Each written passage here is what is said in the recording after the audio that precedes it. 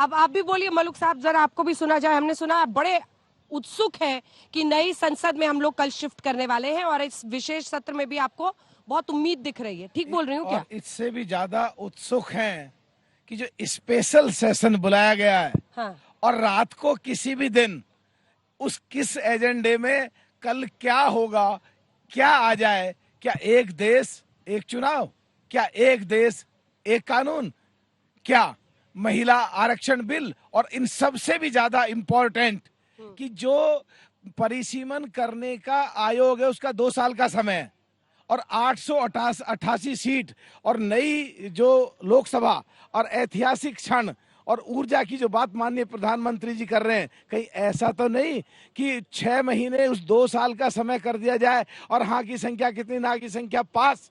और जिस तरह उत्तर प्रदेश में कोरोना महामारी के बाद फटाफट यात्राएं निकाल करके और चुनाव आचार संहिता लगी और बंद और चुनाव होके बीजेपी जीत के साफ गई और ये अंदर तैयारी चल रही है और नए परिसीमन पे 888 सीट हो जाए और ये लोग गठबंधन महागठबंधन जिसमें हम तो है नहीं और लड़ते रह जाए और साफ हो जाए सब। आपको जीवीएल साहब से भी आगे का पता है, उनको इतना दुखी ना करें आप। और हम लोग तो सोचे थे बाहरी अटकलें लगा रहे थे, सांसद भी 3-3 है, 2 विपक्ष की तरफ से, एक सत्ता पक्ष की तरफ से। हाँ जीवीएल साहब, अब सबकी बातों का जवाब दीजिए। नेहरू की चर्चा आज पीएम ने भी की। अधीर बाबू ने कहा कि नेहरू भी विपक्ष की आवाज को सुनते थे और इस विपक्ष का आरोप है आपकी सरकार पर कि आप लोग विपक्ष की आवाज को दबाते हैं। तमाम मुद्दों पर जो उठाए गए हैं सब पर जवाब दीजिए जीवीएल साहब। अंजना जी, ये बहुत ही आश्चर्य की बात है। लोकतंत्र के तरीके से संसद सत्र को बुलाकर चर्चा करने के लिए सरकार आगे आती है, आपको इसमें बहुत अलोकतांत्रिक विषय नजर आती है। आधी रात को देश में इमरजेंसी घोषित करके देश के संविधान की कत्ल करने वाले पार्टियां हमको अभी लोकतंत्र की नसीहत देने लगे हैं। क्या सरकार का कैबिनेट का क्या विशेष अधिकार नहीं है संसद के सत्र बुलाने का? क्या अब जब ऑर्डिनेंस के माध्यम से निर्णय होता है आप कहते हैं संसद में चर्चा होकर के फैसला करना चाहिए था? अच्छा, उन्होंने 4 ऑप्शन दिए ABCD, उसमें से क्या होने वाला है? पहले उन्होंने कहा 1 नेशन 1 इलेक्शन, 1 नेशन 1 लॉ, उसके बाद से एक महिला आरक्षण का दिया। मैं भी कुछ कहना चाहूंगी। हाँ, इसके बाद मैं आ रही हूँ। महिला आरक्षण का दिया और उसके बाद से उन्होंने कहा परिसीमन वाला। हाँ, देखिए इतना बेताब क्यों है?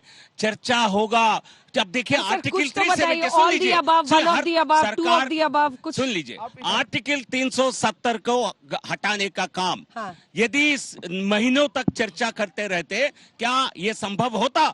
मैं दावे के साथ कहता हूं आप सब लोग कह के ये सब घमंडी अलायंस वाले सब मिलकर के देश के हित में होने वाले आर्टिकल 370 के खिलाफ निर्णय नहीं होने देते। इसका मतलब आप कर रहे हो कुछ लेके आओगे ऐसा? देश के हित में जो काम है जिस तरह करने की आवश्यकता है वैसे ही प्रधानमंत्री जी आगे करेंगे, ये लोकतांत्रिक तरीके से करेंगे। आपका विरोध करना है तो संसद में करिए। मैं दो चीजें बस यहाँ पे कहना चाहूंगी, थोड़े तर्क देना जरूरी। कह रहे हैं कैबिनेट मीटिंग में ये निर्णय लिया जाएगा और हम तौर तरीके के हिसाब से जा रहे हैं। अरे कैबिनेट मीटिंग जब स्पेशल सेशन अनाउंस किया था तभी वो कैबिनेट मीटिंग होनी चाहिए थी। कैबिनेट मीटिंग उस अनाउंसमेंट से पहले होनी चाहिए थी और आप हमें तर्क बता रहे हैं। दूसरी बात कह रहे हैं कि प्रधानमंत्री नरेंद्र मोदी जी, क्या अलायंस का कुछ नाम दिया उन्होंने? जब से ये अलायंस बनकर आया है, इंडिया गठबंधन बनकर आया है, तब से जो तिलमिलाहट उनके 38 दलों को तो हो ही रही है, साथ में बीएसपी जिसने निर्णय नहीं लिया है किस तरफ है वो, उनको भी हो रही है। अभी कह रहे हैं कि वो लोग एकजुट होने से पहले ही आपस में झगड़े हो जाएंगे। ये पहली मीटिंग से ही ये चर्चा चल रही है। पहले मीटिंग में ही कहा था कि ये लोग आपस में नहीं रह पाएंगे, दूसरी मीटिंग हुई, दूसरी मीटिंग में कहा नहीं होगी, तीसरी मीटिंग हुई। साथ ही साथ ये भी अभी निर्णय लिया गया कि कौन से लोगों का बहिष्कार किया जाएगा, किस तरीके से मीडिया में अपना रुख रखा जाएगा। तो ये बार बार ये सोचना आपको, ये तिलमिलाहट इसलिए हो रही है क्योंकि आप सब जानते हैं कि अब जनता का रुख बदल रहा है। जनता कह रही है बहुत हो गई मन की बात, अब होगी जन की बात, और वो बात हम रख रहे हैं और उसकी हमें खुशी है और हमें गर्व है इस बात का कि हमने प्रधानमंत्री को भी मजबूर किया।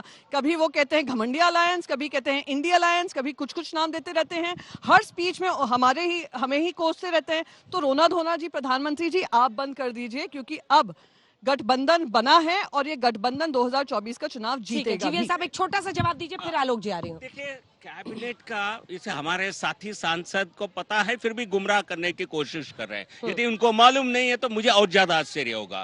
कैबिनेट का फैसला था तभी स्पेशल सत्र बुलाया गया। उस समय अभी सत्र चलने के समय, सत्र के दौरान भी कैबिनेट बैठकर नए कानूनों को लाने की प्रस्ताव पारित कर सकती है। ऐसा कई बार हुआ है और देश हित में हुआ है।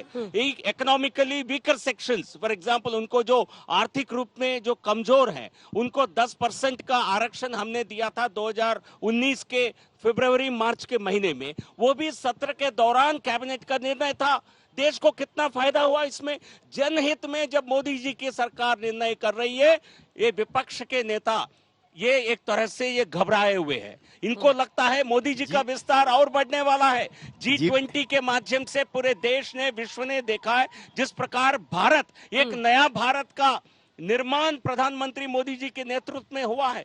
और आप अपने जो एक गठबंधन के नाम पर जनता के आंखों में धूल झोंकने की काम कर रहे हैं, ये कभी सफल नहीं होने वाले। ठीक है, ठीक है। आलोक जी भी बोलना चाह रहे, केसी त्यागी जी। हाँ ठीक है, त्यागी जीवीएल जी, मैं भी आपकी तरह से राज्यसभा का भी सदस्य रहा हूं और संसद का सत्र कब बुलाया जाता है स्पेशल, वो मैं पढ़ करके लिख करके आया हूं।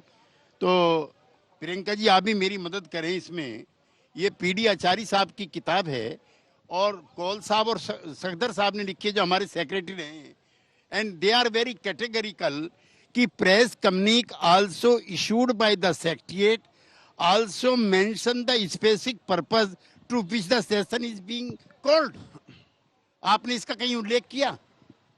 जो संसदीय कार्य मंत्री है उन्होंने कहीं जिक्र किया? आज तक भी नहीं। Listen to me please. आज तक भी क्या किसी को पता है कि संसद, आप कह रहे हैं कैबिनेट की मीटिंग, मेरा कहना है कि कैबिनेट की मीटिंग के बाद जो बुलाया जाता है सत्र, मैं आपकी बात मानता हूं, उसका भी एक स्पेसिफिक एजेंडा होता है। ऐसी कौन सी रहस्यमयी बात है 25 जून 1975 की तरह से जिसका आप जिक्र कर रहे हो और जिसमें मैं जेल में भी रहा हूं, आप कैसा कौन सा एजेंडा है जो आज 6:30 बजे तय होगा, जिसकी ना आपको जानकारी है ना आपके पार्लियामेंट या फिर मिनिस्टर को जानकारी? ठीक है, आलोक जी भी बोलेंगे, उसके बाद एक साथ जवाब दीजिए। देखिए, मुझे लगता है कि ये सरकार अभी भी, अगर सच्चिदानंद सिन्हा जी का जो पहला भाषण था संसद के अंदर उसको सुन ले तो उसमें साफ है कि किरदार कैसे होंगे, संसद उतनी मजबूत होगी। तर्क या संख्या बल, आज संख्या बल के आधार पर पूरे लोकतंत्र को, इस लोकतंत्र के मंदिर में बुलडोज किया जा रहा है। और उसका सीधा सीधा एग्जाम्पल यह है कि विशेष सत्र है या विशेष सत्र नहीं है, सरकार को ही नहीं पता, सरकार के सांसदों को नहीं पता है। यही तो तय नहीं कर पाए अभी तक कि विशेष सत्र है कि नहीं। आर्टिकल 370 को जैसे बदलाव किया गया, अभी भी आर्टिकल 370 पे गलत तरीके से बदलाव किया गया। 1 महीने से सुप्रीम कोर्ट इस घमंडिया सरकार को फटकार लगा रहा है। आज का विषय वो नहीं। अगर आपको ये लगता है कि बहुत ज्यादा आपके पास कोई चीज ऐसी है, चाहे वो वुमेन रिजर्वेशन बिल हो, अरे भाई ये कैबिनेट और ये सरकार 9.5 साल से पकौड़े तल रही थी। वुमेन रिजर्वेशन बिल पहले क्यों नहीं आया? केवल और केवल एक कारण है कि सरकार हार रही है। हार से बचने के रास्ते खोजे गए, हार से बचने के लिए विशेष सत्र बुलाया गया। हार से कैसे बचा जाए, कौन कौन से निर्णय लिए जाएं, वो फैसले होंगे। और कैबिनेट तो क्या, किसी को नहीं पता है।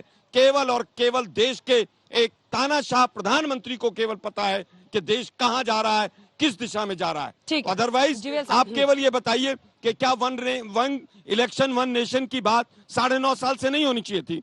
अगर ये इतना इंपॉर्टेंट था, इतना अच्छा था, मणिपुर के लिए विशेष सत्र नहीं आएगा, नोटबंदी के लिए नहीं आएगा, किसी तरह के 700 किसान हमारे शहीद हो गए उनके लिए नहीं आएगा। आएगा किस लिए? कि सत्ता कैसे बचाई जा सके। सत्ता, सत्ता और सत्ता और सत्ता की भूख, इस सरकार का केवल एक और केवल एक एजेंडा।